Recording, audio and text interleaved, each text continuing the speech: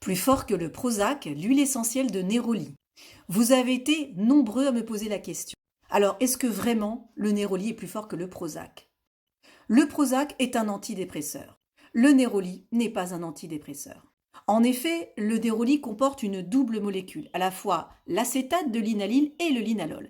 Et cette particularité fait que le Néroli, il agit sur un côté boostant quand on en a besoin et sur un côté calmant, ce qui n'est pas du tout le cas du Prozac.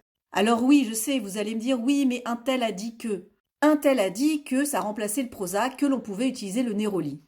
Alors sachez que c'est une façon de s'exprimer parce que forcément sur les réseaux sociaux, en communication, si on commence à expliquer des choses comme je vous les explique, ça ne vous intéressera pas. Donc des fois on est obligé d'un petit peu forcer le trait. Vous entendez certaines personnes qui vont dire plus fort que le Prozac, le Néroli. Alors bien sûr d'un point de vue moléculaire ça n'a strictement rien à voir. Et puis on va dire le monde de médicaments de l'allopathie n'a rien à voir avec les huiles essentielles non plus. Souvent les huiles essentielles elles vont mobiliser vos propres ressources mais elles ne vont pas agir en vous contraignant. Les médicaments sont coercitifs, donc on va vous forcer à dormir avec certains somnifères, on va vous forcer à sécréter certaines molécules. Ce n'est pas le cas des huiles essentielles. Et puis attention, toujours demander conseil à votre médecin ou médecin psychiatre. Si vraiment vous êtes sous Prozac, ne vous amusez pas à remplacer par le Néroli. Alors vous allez me dire, alors à part le Néroli qui est quand même assez cher, je vous ai nommé 2 molécules principales, acétate de linalyle, linalol.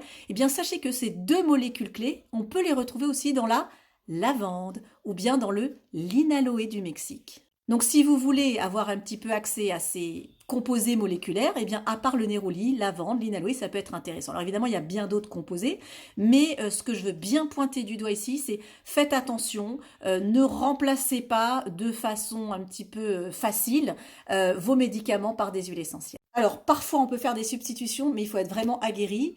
Je tiens ces informations de mon père, docteur Daniel Pénoël, médecin spécialisé en aromathérapie depuis 40 ans. Et oui, en effet, en 40 ans de pratique, il a pu parfois substituer certains médicaments avec des huiles essentielles, mais c'était surtout pour l'aspect infectieux dans le domaine bactérien et viral.